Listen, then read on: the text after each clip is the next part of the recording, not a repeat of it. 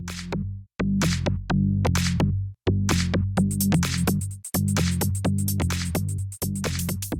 tal? ¿Cómo están? Le damos la bienvenida nuevamente a una nueva cápsula, la carta sobre la mesa, de un programa que corresponde a la edición y producción de Infogate, donde vamos tratando de poder entender qué es lo que ha ido sucediendo, particularmente en esta etapa de emergencia, de pandemia, donde el autocuidado es fundamental, quedarse en casa también es un elemento importante para poder evitar el contagio y salir lo más pronto posible de lo que ha estado sucediendo en todo el mundo. Y si vamos a esa dirección, no cabe duda de que la pandemia ha significado un impacto en todas las dimensiones de la vida, de lo que es la relación entre los países, de la forma en que efectivamente van enfrentando esta situación, esta catástrofe en muchos sentidos que están viviendo cada una de las naciones. No cabe duda, por ejemplo, de que lo que ha pasado desde China en adelante y cómo ha afectado a Europa, Estados Unidos, América Latina, África, que está un poco más desfasado, pero ya va a tener una etapa bastante dura, Medio Oriente, donde destaca el tema de Irán, son elementos que son relevantes para poder entender qué es lo que ha ido produciendo todo esto y de qué manera países como Chile pueden enfrentarlo. Bueno, para eso, hoy en esta oportunidad vamos a contar con la presencia de un panelista estable dentro de nosotros, y ese panelista es, Kenneth Pugh. El senador Pugh, le damos cordial bienvenida e imagino que usted también con el autocuidado necesario para poder mantener no solamente como la salud, sino que las actividades propias de su labor legislativa. ¿Qué tal? ¿Cómo estás? Un saludar.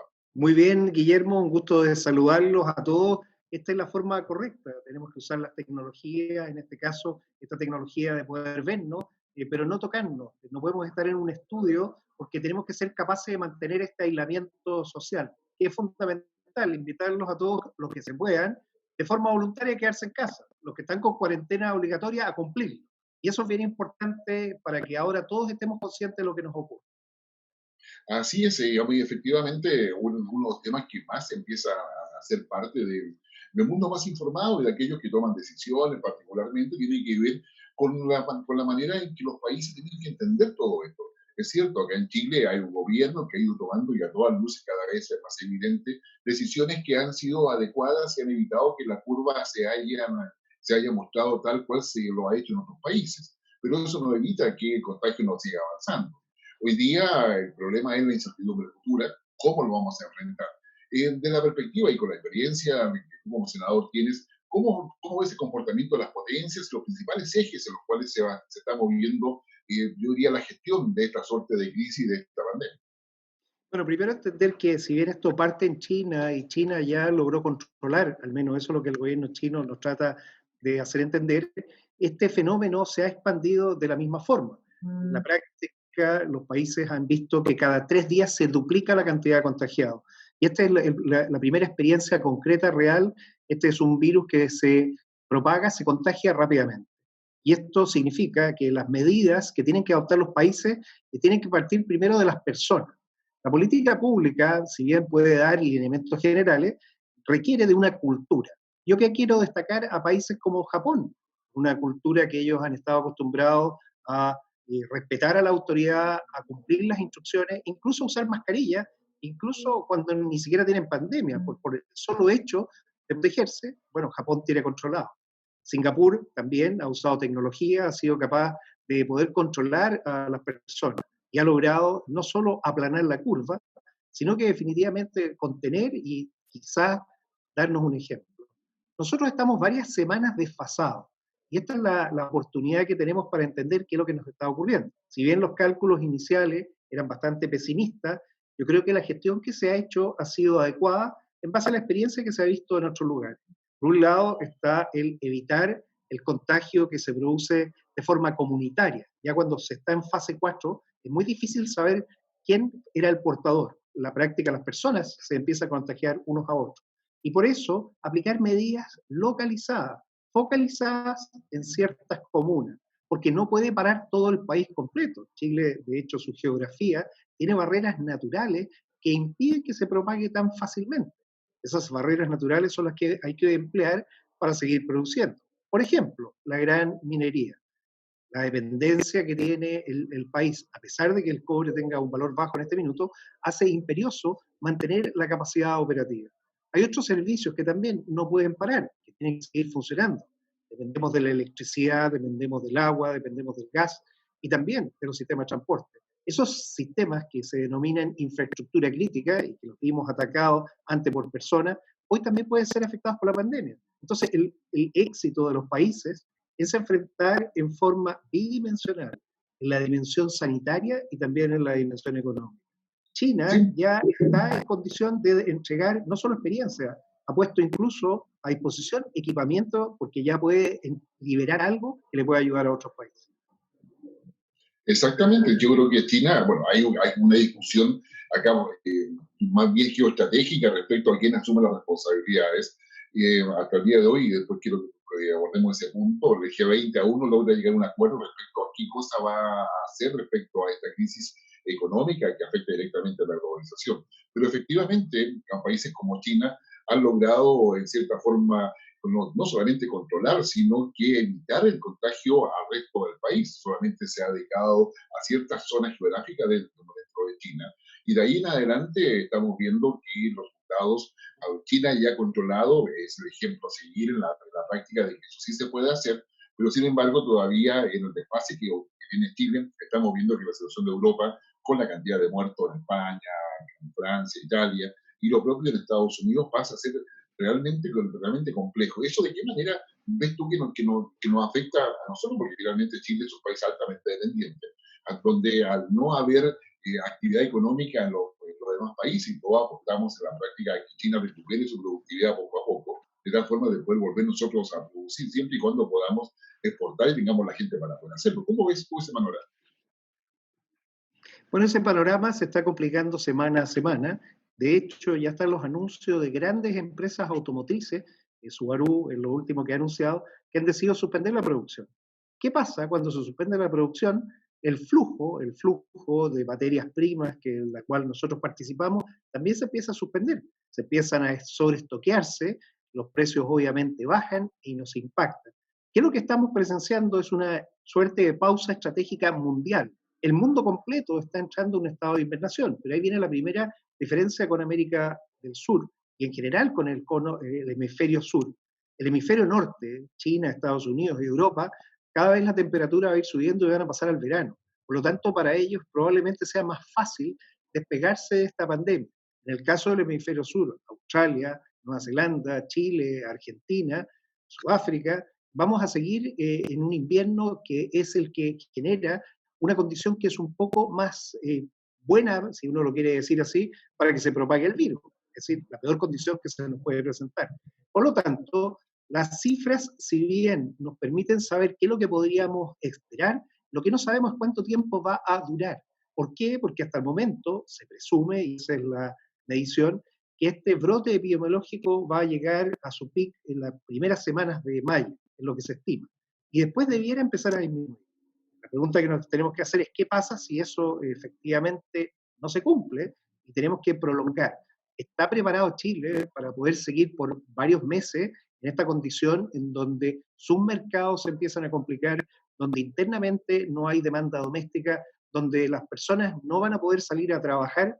Eso es lo que tenemos que resolver. Por eso era tan importante hoy día que el presidente Piñera firmara la ley que permite precisamente manejar la relación con todas las personas que podrían llegar a ser desvinculadas de sus trabajos. Es una ley para proteger los empleos, que busca en algunos casos suspenderlo, o si es necesario, usar los seguros de cesantía con los subsidios necesarios para que las personas también puedan tener un ingreso.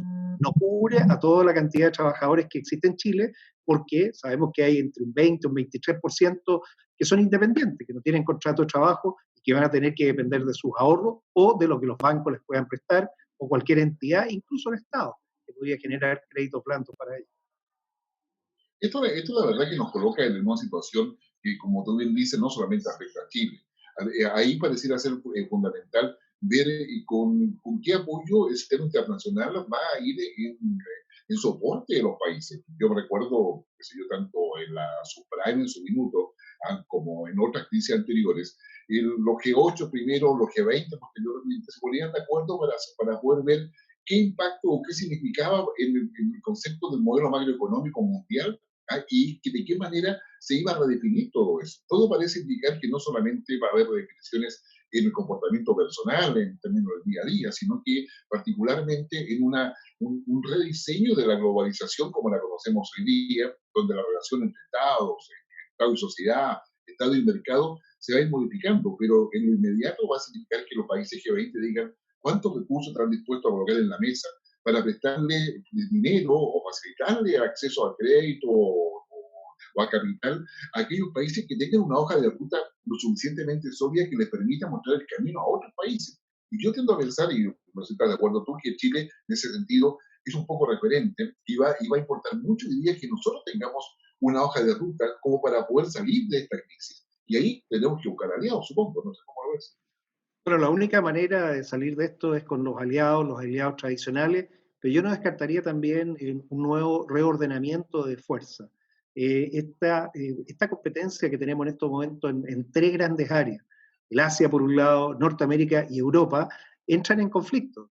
Ya vimos cómo en Europa se partió desmembrando de a poco la Unión Europea. El Brexit con la salida del Reino Unido ya demuestra que los estados quieren ser estados-naciones, quieren tener más autonomía.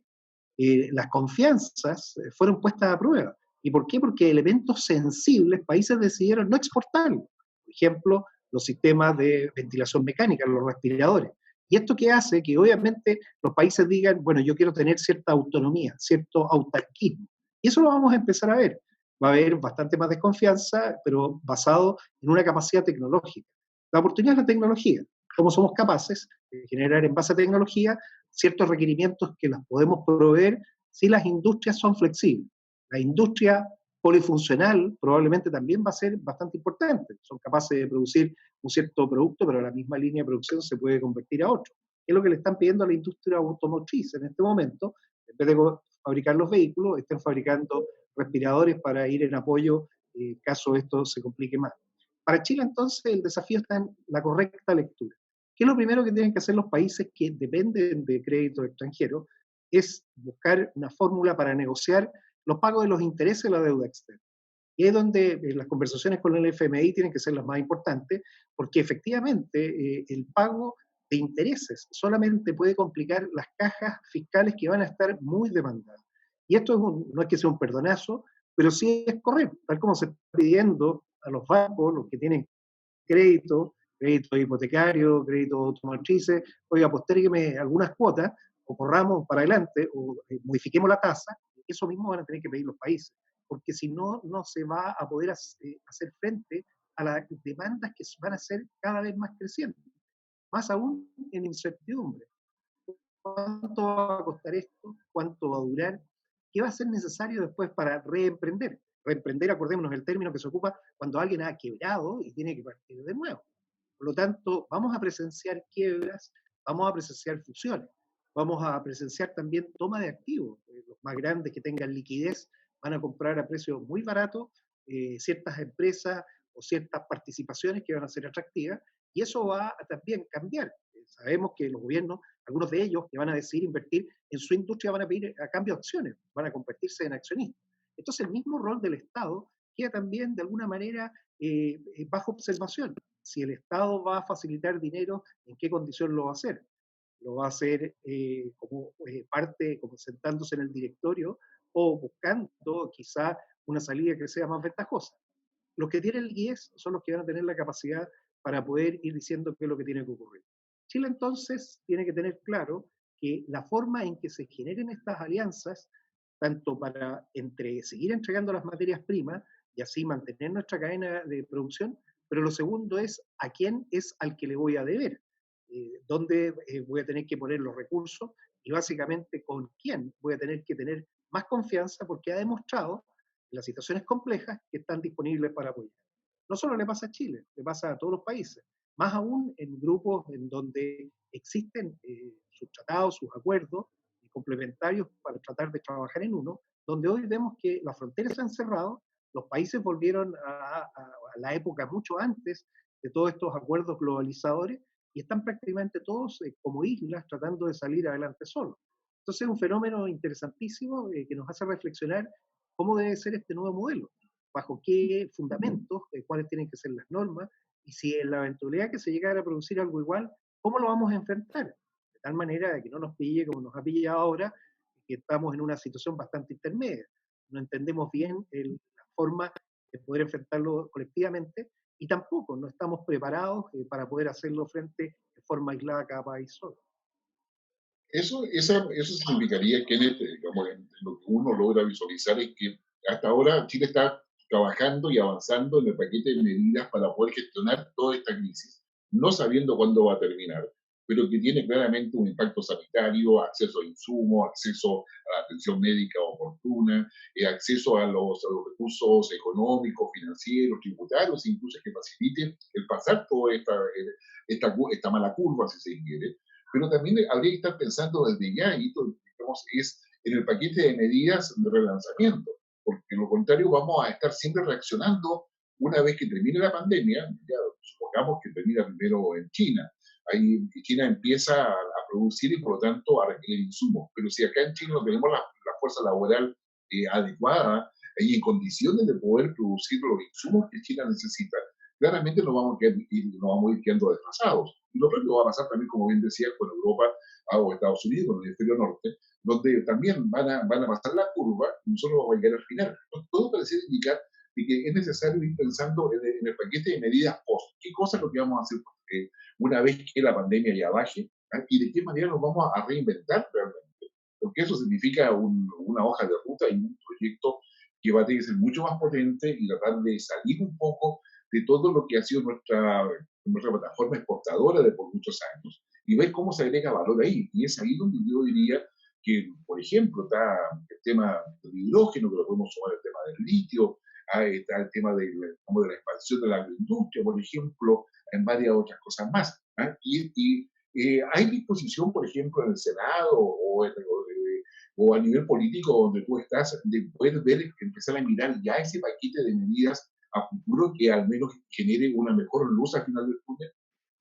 Sí, y eso es lo que se ha conversado. Primero se partió por las personas y básicamente lo que es lo más sencillo, los bonos, y especialmente a los que están más desprotegidos, a los más vulnerables. Después, los que están endoempleados pueden perder el empleo o puede que el empleo se suspenda. Y ahora viene el tema de fondo, que es proteger los mercados. Chile tiene que entender que sus mercados son estratégicos. Todo lo que exporta el país tiene que ser considerado parte de la infraestructura crítica. Cuando hacíamos el estudio de la infraestructura crítica nacional, siempre lo pensábamos hacia adentro, que es lo que yo necesito para seguir funcionando. Bueno, hoy hay que pensarlo al revés, hay que pensarlo hacia afuera. ¿Cómo soy capaz de asegurar esos mercados desde el origen hasta el destino?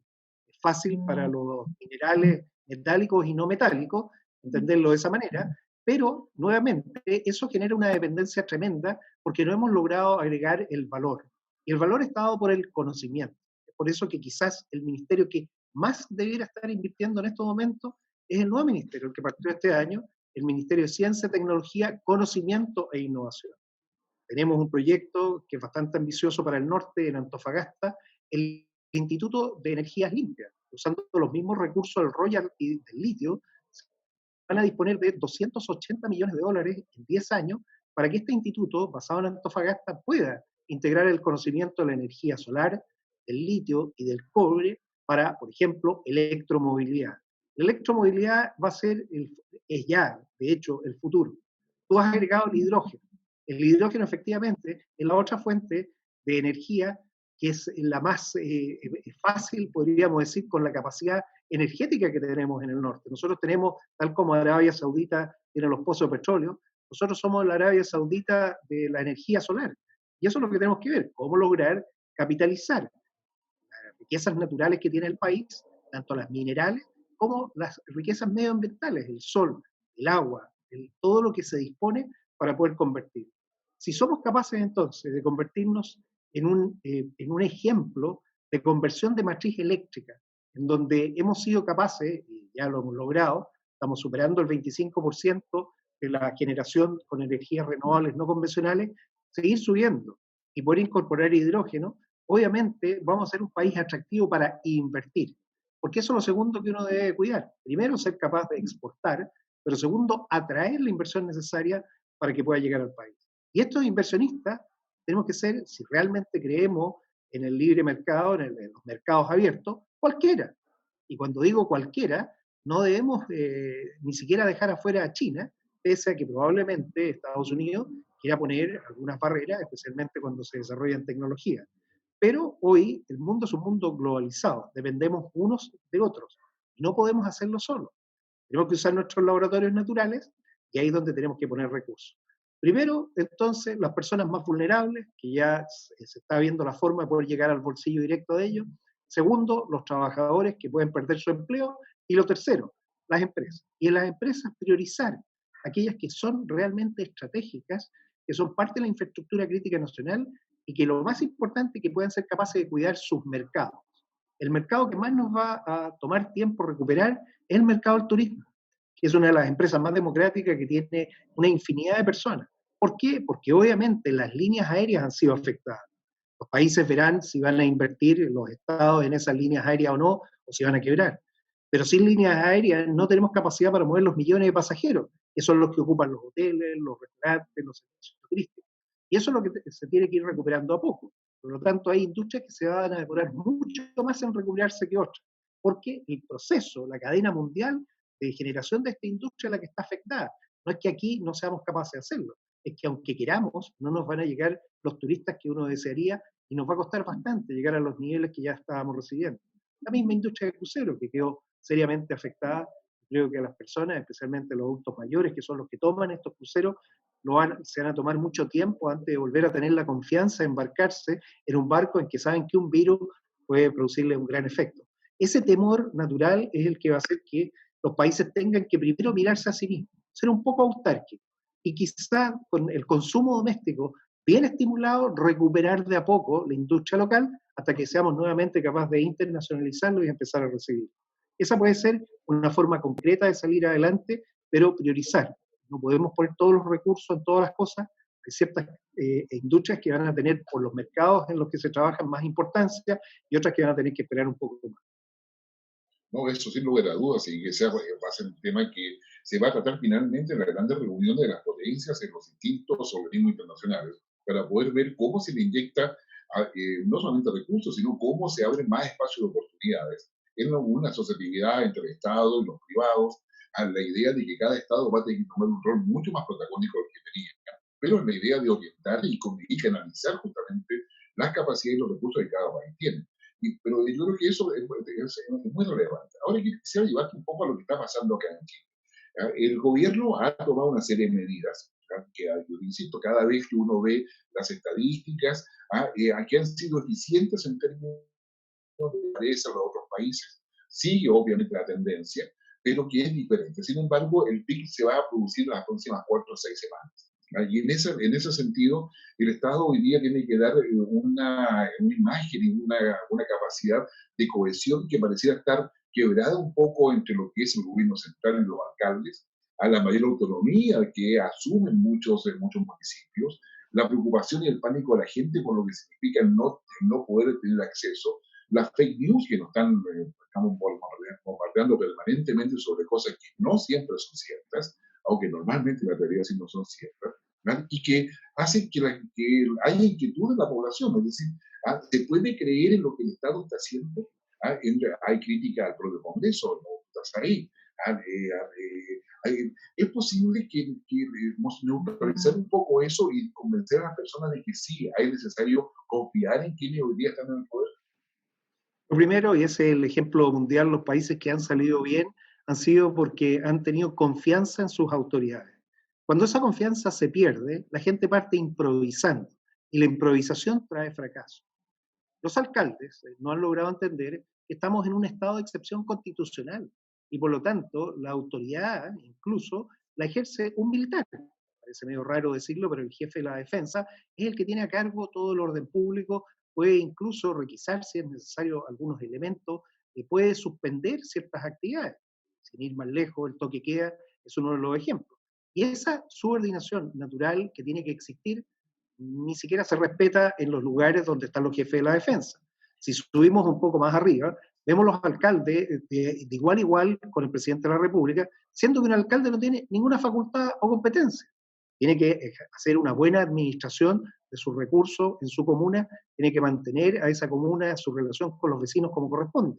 Pero no son ni ministros ni son presidentes. Cuando parten esas disputas, se parten generando los problemas. Y aquí llamar a la misma ciudadanía a entender que la única forma de salir adelante en situaciones complejas es con una persona. Esto es lo mismo que en un barco que está en un temporal. Hay un capitán, el resto son marineros. Los marineros van a seguir las instrucciones del capitán y el capitán tiene que saber muy bien. Probablemente va a tener que hacer un movimiento hacia una banda, caer, o hacia la otra, y la gente no lo entiende. Pero tenemos que tener esa confianza. Si no tenemos esa confianza, va a ocurrir lo que estamos viendo ahora. Y esto es propio del protagonismo que quieren tener algunos. Unos que se creen que todavía pueden seguir en su campaña comunal, que no es tal, y por eso se dejó para el próximo año. Este año no tenemos elecciones. Por lo tanto, pedirle a los alcaldes que no sean tan protagonistas, entender que ellos tienen que resolver bien los problemas de la comuna con las atribuciones, las facultades y las competencias que tienen. No podemos tener alcaldes que estén llamando a su comuna, por ejemplo, a producir insumos para el hospital. Corresponde es que el Ministerio de Salud, a través de los directores de cada uno de los servicios de salud, hagan llegar los insumos que han sido comprados.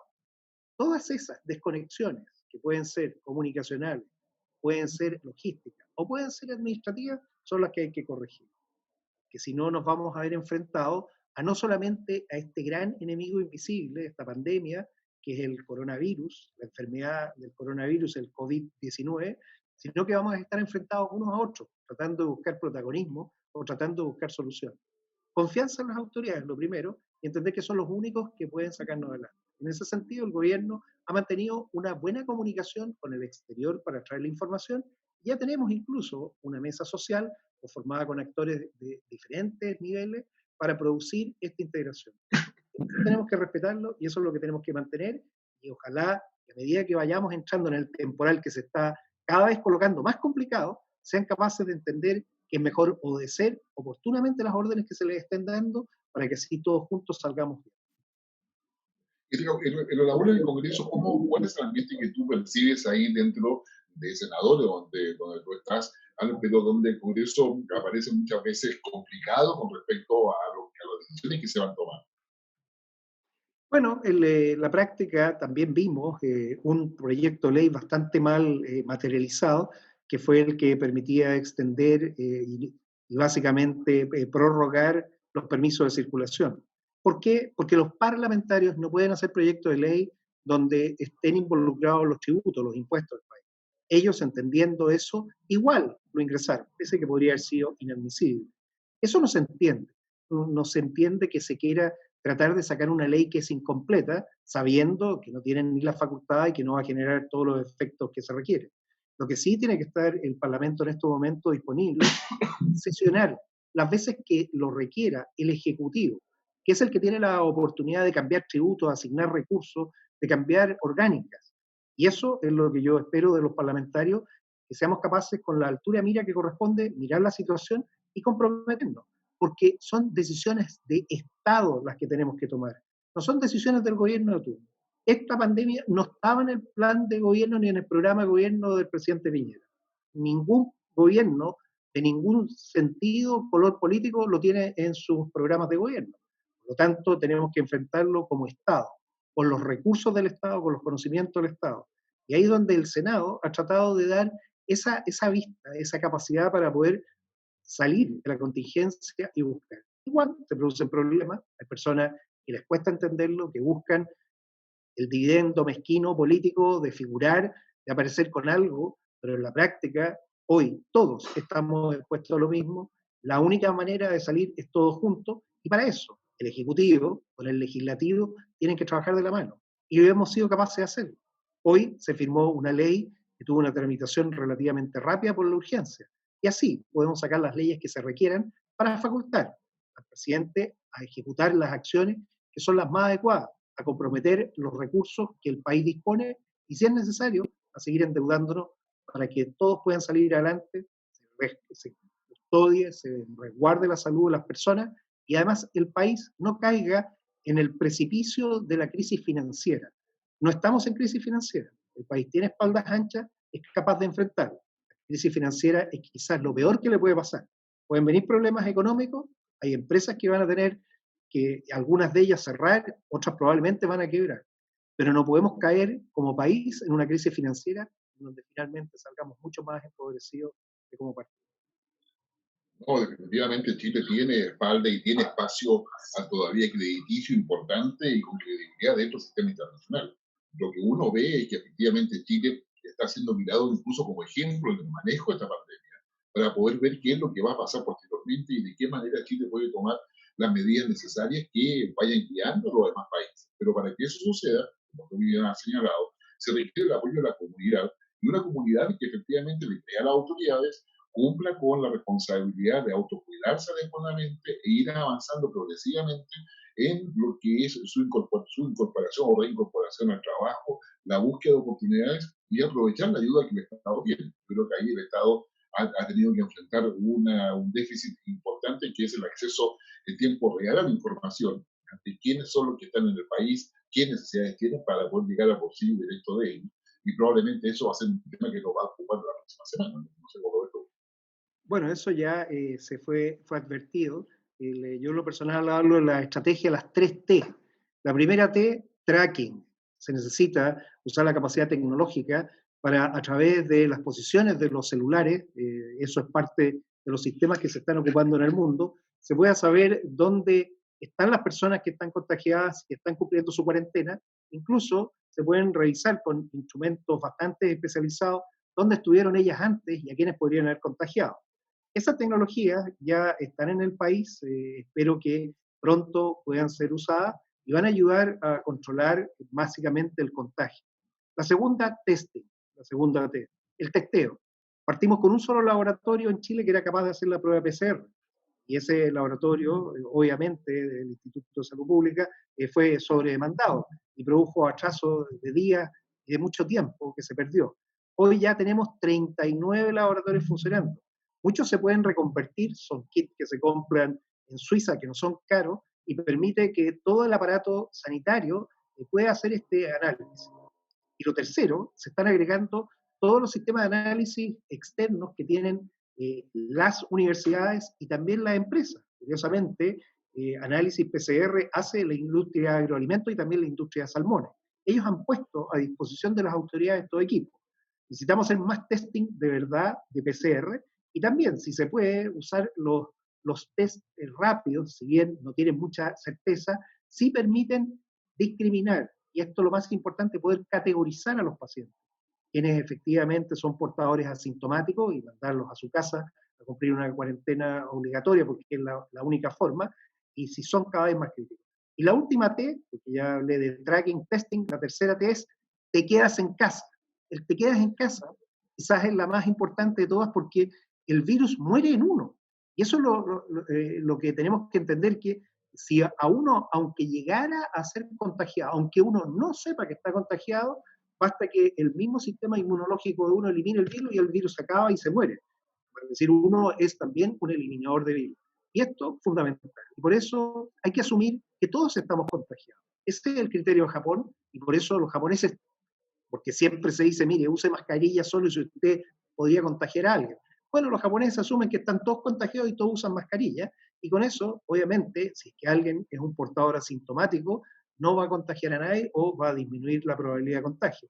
Pero si nos quedamos en casa, si somos capaces de realizar teleeducación, están todas las clases suspendidas en forma presencial, pero los colegios están usando, muchos de ellos, esta misma aplicación Zoom para seguir con sus clases, pero no es la realidad de todo Chile, no todos los niños pueden tener clases a distancia por internet.